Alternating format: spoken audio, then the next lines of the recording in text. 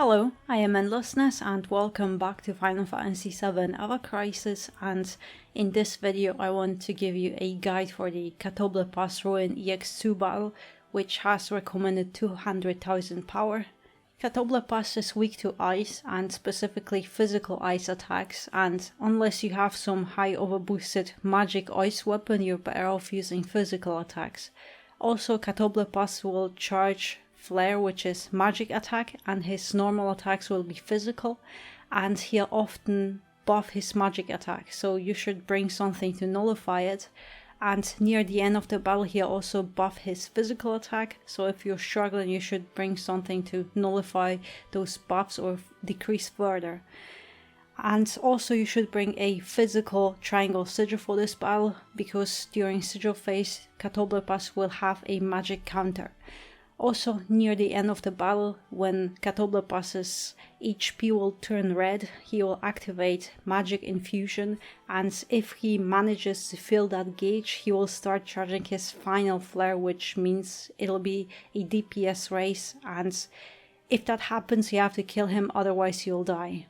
I'll be using Cloud, Lucia and Matt, and my team has 180,000 power. Also, Cloud will be my DPS, Lucia debuffer and Matt healer. Matt has Gear Voucher outfit and Vanquishing X limit break to nullify bosses' attack buffs, Centipede in main weapon slot, and additionally I have also equipped Core Defender in secondary slot to buff magic defense of all allies. In sub-equipment slots I have put 4-point shuriken for buff debuff extension and some HP, and also Halloween event weapon to boost heals. Matt's only materia is a physical triangle sigil, so Matt has 8.2 HP and 2.1 heal and also around 180 physical magic defense. Lucia has VII Clown event outfit and train shots in limit slot to buff team's attack, then Bald Eagle in main weapon slot to decrease ice resistance, and because it has this ice materia slot.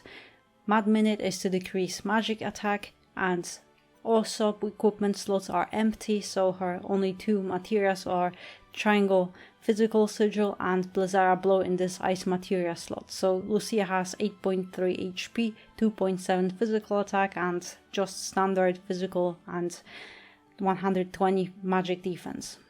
Lastly, Cloud has Ice Arcanum outfit with Ice DPS sword and Shiva in limit slots, and in sub equipment slots I have put Bahamut summon weapon for some HP, and his only materia is Triangle Physical Sigil.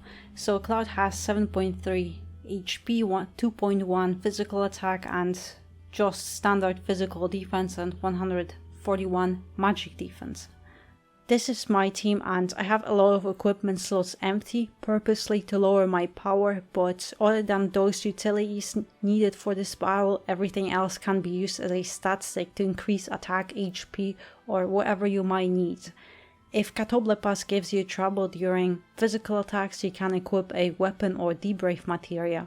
Cloud also has Bandage Sword to buff team's magic defense if you want to have more ADB on your healer, and alternatively Nanaki could be a great character here if you have his new weapon and rebirth outfit, and he also has team magic defense buff as well as some other utilities.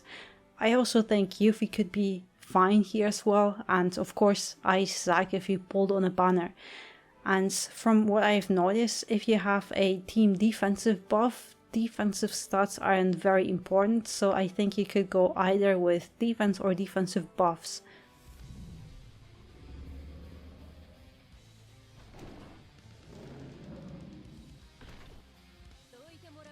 So in this final event battle, Catoblepas will buff his magic attack before every flare.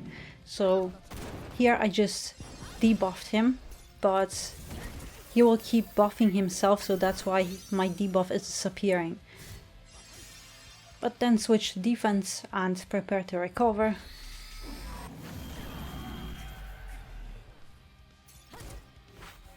First, Lucia decrease ice resistance, and I'll wait for my stance to fill to start doing some DPS with Cloud. And Lucia barrage again because there's another flare coming, and Actually, I can save my ADB just to compare the damage with magic defense buff and without it. So yeah, it's still fine. But also, whenever you have your limit breaks ready, I would suggest you can use them whenever you have them. For example, this attack buff.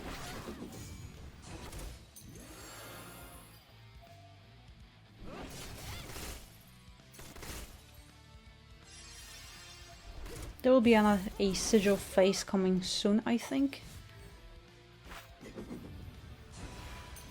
It also depends on your DPS, how much you do DPS. You can skip phases.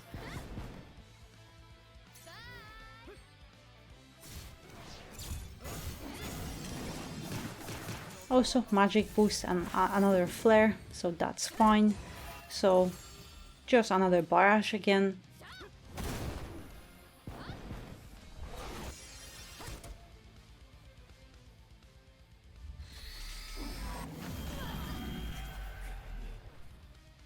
And even without a magic debuff and our team's magic defense buff, it still is doable in my opinion. But yeah, this time here it's a sigil phase. And also he keeps buffing his magic attack, but that's fine. You have a lot of time to decrease it after you break those sigils and stagger him. And here you can start recovering. This is also, in my opinion, a good time to set up your limit breaks, so to increase your DPS as much as you can. But here it's whenever his bar turns red, he goes into that magic rampage, and at some point you just have to...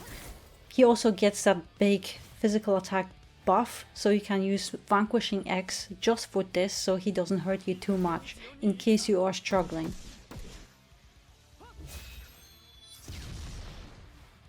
So you don't really have to bring a weapon specifically for this part.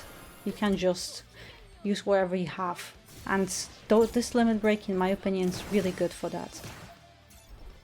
But ideally here you definitely want to use your Shiva or your limit breaks to kill him, because now you would do a lot of damage here. But purposely I didn't use my limit breaks just in case you need some guidance if you're struggling here. But yeah, you have quite a lot of, it depends on your DPS if you can keep his gauge from filling too soon. But other than that, just use your limit breaks and Shiva, and I think you should be able to beat it. So yeah, I hope you found this guide helpful, and thank you very much for watching, and I hope to see you next one.